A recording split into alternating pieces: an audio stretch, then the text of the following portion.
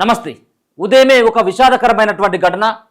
ఎల్బీనగర్ పిఎస్లో పనిచేస్తున్నటువంటి సాయి కుమార్ అన్నటువంటి కానిస్టేబుల్ బలవన్మరణానికి పాల్పడడం జరిగింది. ఉరి వేసుకొని ఏసీపీ కార్యాలయంలోనే, ఏసీపీ ఉంటున్నటువంటి రూమ్లోనే ఆయన ఉరి వేసుకొని మరణించినట్టుగా తెలుస్తున్నది. సుమారు ఉదయం 2:30 గంటల టైంలోనే ఆయన చనిపోయినట్టుగా తెలుస్తున్నది.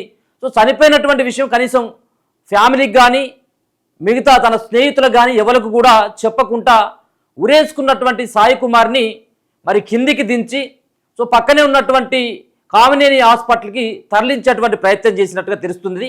సో కామినేని హాస్పిటల్కి తరలించే లోపే ఆయన మరణించినట్టుగా వైద్యులు కూడా ధృవీకరించడం జరిగింది.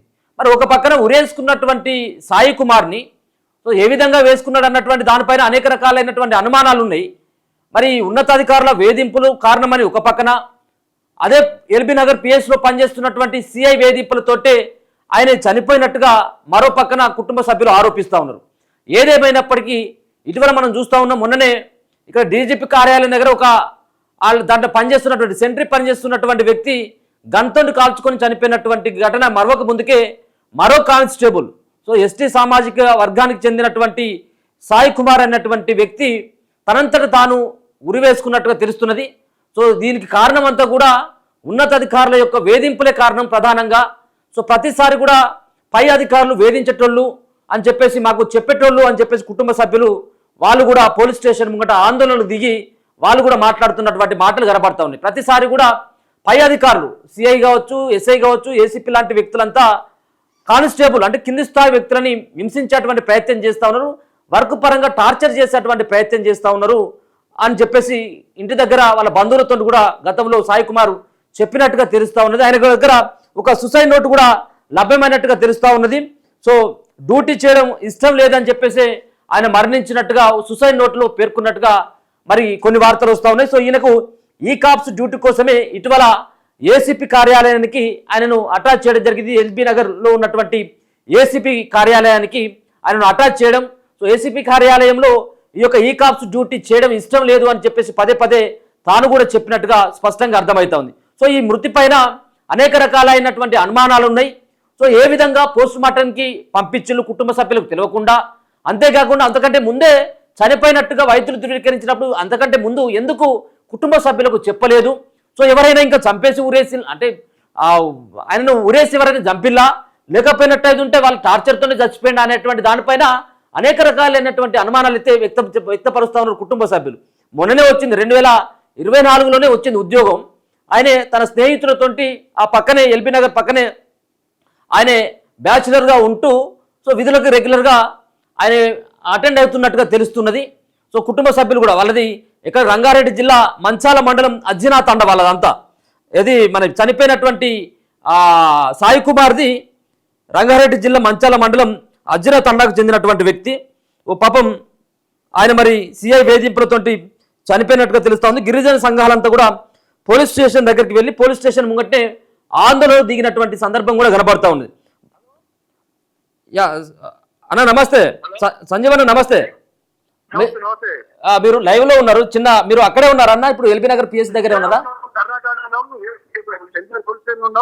రక్షించాల్సిన పోలీస్ స్టేషన్, రక్షించాల్సిన పోలీస్ స్టేషన్ లో చుట్టుపక్కల మొత్తం సిసి కెమెరాలు పెట్టామని ప్రగల్భాలు పడుతున్న పోలీస్ యంత్రం ఎక్కడ దగ్గర సీసీ కెమెరాలు ఉన్నాయి, చాలా పకడ్బందీ ఉన్నాం, లా అండ్ ఆర్డర్ మెయింటైన్ చేస్తున్నాం చెప్తారు కదా.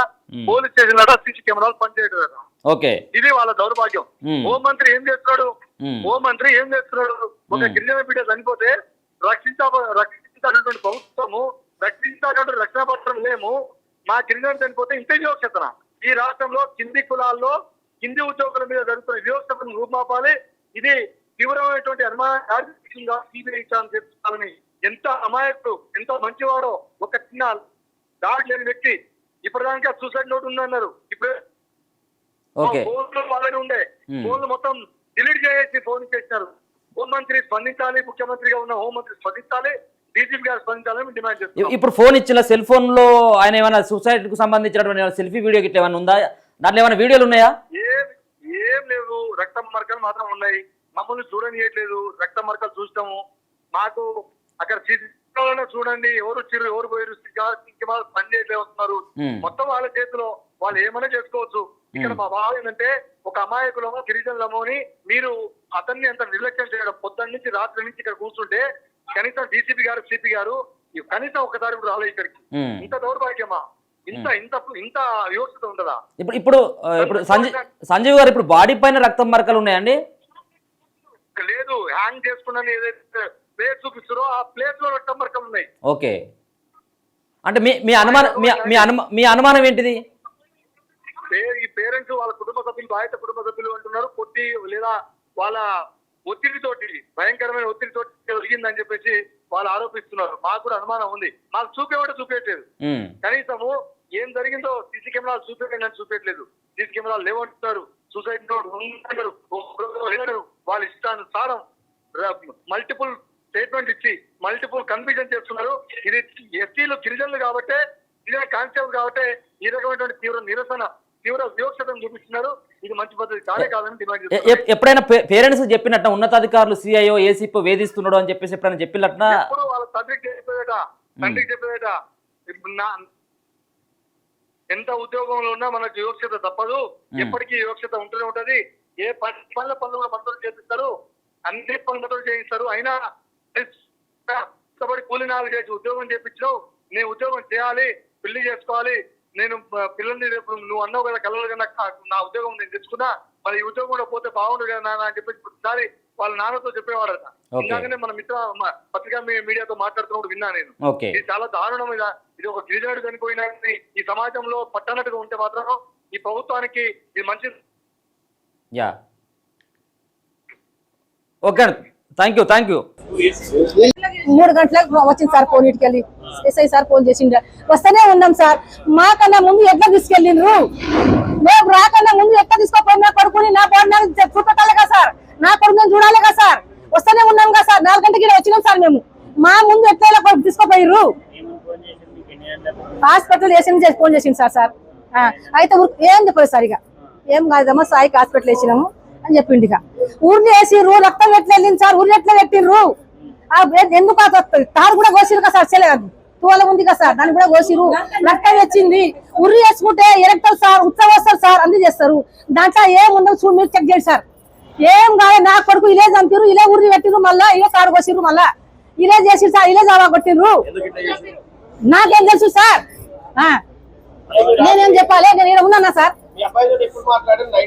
నైట్ బిడ్డని తెలుసు సార్, బిడ్డకు ఫోన్ చేసి మాట్లాడతా సార్. మళ్ళా 9 గంటలకు గట్టిగా మాట్లాడిండు.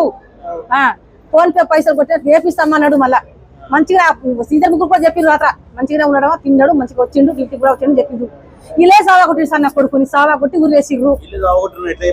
నేను అంటున్నా సార్, నేను ఎట్లా అంటున్నా గిట్లా అంటున్నా. ఉర్రి వేసుకుంటే రక్తం ఎట్లా వస్తుంది? మేము చూడొచ్చుగా, మాకు చూపెట్టాలిగా. మాకన్నా ముందుకు హాస్పిటల్ తీసుకుపోయిర్రు, ఉస్మానియా తీసుకుపోయిర్రు. నమ్మకన్నా ముందే మేము చూడాలి కదా సార్. మా పెద్ద కొడుకు వచ్చింది కదా సార్, ఇన్నే నానే తీసుకెళ్ళాలిగా, అందుకో తీసుకుపోవాలిగా. ఎట్లా తీసుకెళ్ళిరు సార్? ఉంది సార్, ఉంది. టార్చర్ వేసింటే బాగానే వారం రోజులు టార్చర్ పెట్టుకుంటా. ఎందుకని టార్చర్ చేసిండ్రు? అందుకని నా కొడుకు టార్చర్ పెట్టిర్రు. నాకు తెలియదు సార్. పెట్టిన బిడ్డకు ఫోన్ చేసిందట, ఈ సారు నాకు టార్చర్ చేస్తున్నా అక్కడ చేసి చెప్పిందట సార్. ఈరోజు టార్చర్ చేసే వాళ్ళకి ఇలే మన ఉరి వేసి ఇలే కొట్టి సాగ కొట్టిర్రు. రక్తం ఎట్లా వస్తుంది? ఉరి వేసుకుంటే రక్తం ఎట్లా వస్తుంది? వారం రోజులు టార్చర్ వేసినట్ట.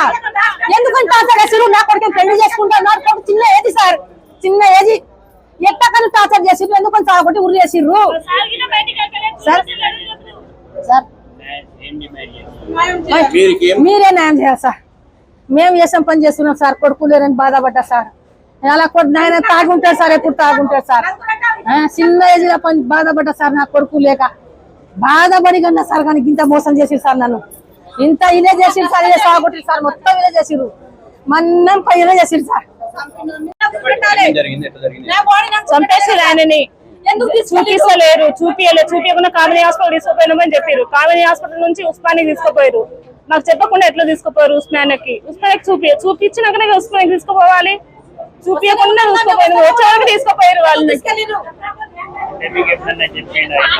రాత్రి వాళ్ళ మమ్మీతో మాట్లాడిండు, మా అత్తమ్మతో మాట్లాడిండు, మంచిగానే మాట్లాడిండు. నిన్న గిట్ట మాట్లాడిండు.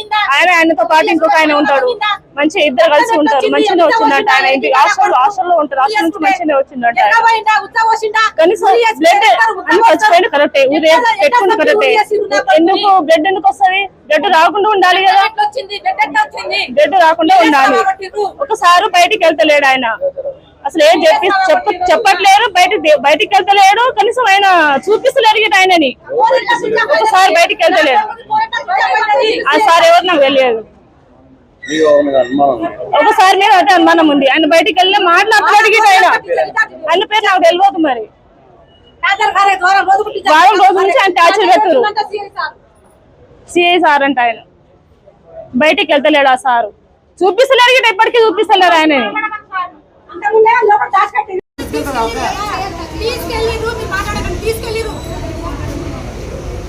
ఫ్యామిలీ లేకుండా డెడ్ బాడీ ఎట్లా తీసుకుపోతారా?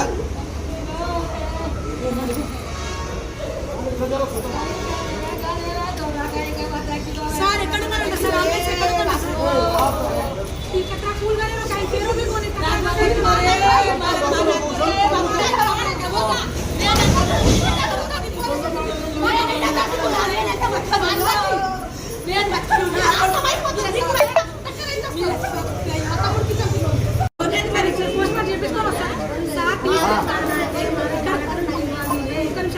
ఇది అక్కడ ఉన్నటువంటి సంజీవ్ నాయక్ గారు చెప్తున్నటువంటి విషయం. అక్కడే ఉన్నాడు, ధర్నా కూడా చేస్తూ ఉన్నటువంటి పరిస్థితి కనబడతా ఉంది. అమాయకుడు అని చెప్పేసి, సో ఎటువంటి అలవాట్లు దురలవాట్లు లేనటువంటి వ్యక్తిని సో ఉన్నతాధికారుల యొక్క వేధింపులు తాళలేకనే చనిపోయింది అనేది వాళ్ళు కుటుంబ సభ్యులు చెప్తున్నటువంటి విషయం. సరే ఏదేమైనప్పటికీ కూడా మరి హ్యాంగింగ్ చేసుకున్నటువంటి వ్యక్తి ఆ చోట మరి రక్త మరకలు ఉండడం అనేక రకాలైనటువంటి అనుమానాలకు తావిస్తుంది.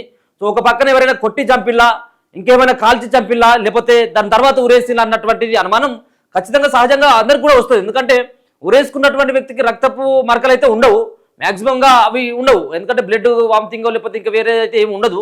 సో అటువంటి మరి ఇంకేం ప్రయత్నం జరిగింది? సో ఒకవేళ కనుక సీసీ కెమెరాలను చూపెట్టండి. సో ఆ టైంలో దాదాపుగా ఉదయం 2:30 గంటల టైంలో ఆయన చనిపోయినట్టుగా తెలుస్తూ ఉంది. సో మరి 2:30 గంటల నుంచి అంటే అంతకంటే ముందు ఇంకెవరైనా దాంట్లో డ్యూటీలో ఇంకెవరైనా ఉన్నారా, లేకపోతే ఇంకెవరైనా అక్కడికి వచ్చిల్లా? సో పై రూమ్ దానిక ఎందుకు పోయినట్టు, ఏసీపీ రూమ్లో దానిక? సో మరి ఆయన చనిపోవడానికి మరి ఆయన ఉరేసుకొని ఆ రూమ్లో చనిపోవడానికి కారణం ఏంది? ఆయన కూడా ఉంటున్నటువంటి ఇంటి దగ్గరికి వెళ్ళి కూడా చనిపోవచ్చు కదా. సో అక్కడే ఎందుకు చనిపోయినటువంటి దానిపైన అనేక రకాలైనటువంటి అనుమానాలు అయితే కనబడతా ఉన్నది. ఒకసారి చూద్దాం. ఆ సంబంధించినటువంటి వాళ్ళ బంధువులంతా కూడా పోలీస్ స్టేషన్ ముంగట్నే కూర్చొని ఆందోళనకు దిగడం జరిగింది, ఎల్బీ నగర్ పోలీస్ స్టేషన్ ముంగట్నే. సో విధి నిర్వహణలో ఉన్న సాయి కుమార్ బలవర్ మరణం 2024 బ్యాచ్కి చెందిన అధికారిక గుర్తింపు. అంటే 2 సంవత్సరాలు అవుతా ఉంది ఆయనకు ఉద్యోగం వచ్చి. ఆత్మహత్యకు గల కారణాలపై పోలీసుల దర్యాప్తు, పోలీస్ స్టేషన్ ఎదుట మృతుడి కుటుంబ సభ్యుల ఆందోళన. హైదరాబాద్లోని ఎల్బీ నగర్ పోలీస్ స్టేషన్ పరిధిలో తీవ్ర విషాదం చోటు చేసుకుంది. విధి నిర్వహణలో ఉన్న కానిస్టేబుల్ ఆత్మహత్యకు పాల్పడడం కలకలం రేపింది. మృతుడిని 2024 బ్యాచ్కు చెందిన సాయి కుమార్ గా గుర్తించారు. ఒకసారి వివరాలు చూస్తే సాయి కుమార్ ప్రస్తుతం ఈ కాప్స్ విధుల్లో భాగంగా ఎల్బీ నగర్ ఏసీపీ కార్యాలయానికి అటాచ్ అయి పనిచేస్తున్నారు. బుధవారం తెల్లవారుజామున 2:30 గంటల సమయంలో విధుల్లో ఉన్న ఆయన కార్యాలయంలో రెస్ట్ రూమ్ లో బలవన్మరణానికి పాల్పడ్డారు. ఈ విషయాన్ని గమనించిన తోటి సిబ్బంది వెంటనే ఆయన సమీపంలోని కామినేని ఆసుపత్రికి తరలించారు. అయితే అప్పటికే ఆయన మృతి చెందినట్లు వైద్యులు ధృవీకరించారు. అనంతరం మృతదేహాన్ని పోస్టుమార్టం నిమిత్తం ఉస్మానియా ఆసుపత్రికి తరలించారు. కర్మన్ ఘాట్లో తన స్నేహితులతో కలిసి గదిలో నివసిస్తున్న సాయి కుమార్ ఆత్మహత్యకు గల కారణాలు ఇంకా తెలియాల్సి ఉంది. ఈ ఘటనపై పోలీసులు కేసు నమోదు చేసి దర్యాప్తు చేపట్టిన. మరోవైపు తమకు న్యాయం చేయాలని డిమాండ్ చేస్తూ మృతుడి కుటుంబ సభ్యులు ఎల్బీ నగర్ పోలీస్ స్టేషన్ ఎదుట ఆందోళనకు దిగిండు. సో మొత్తానికైతే ఇప్పుడు ఎల్బీ నగర్ పోలీస్ స్టేషన్ దగ్గర గిరిజన సంఘాల నాయకులంతా కూడా ఒక ఎస్టీ సామాజిక వర్గానికి చెందినటువంటి వ్యక్తిని అవమానించడం వల్లనే తాను చనిపోయిండు అని చెప్పేసి పెద్ద ఎత్తున వాళ్ళు డిమాండ్ చేస్తున్నారు. దీనిపైన పూర్తి విచారణ జరగాల్సినటువంటి అవసరం ఉన్నది. ఇదంతా కూడా ఆయన చనిపోయేటువంటి వ్యక్తి కాదు. సో ఎంతో ధైర్యంగా ఉన్నటువంటి వ్యక్తి ఈ విధంగా హఠాత్ పరిణామం తో మరి ఆయన ఇంత హఠాత్తుగా చేసుకోవాల్సినటువంటి అవసరం ఏమున్నది?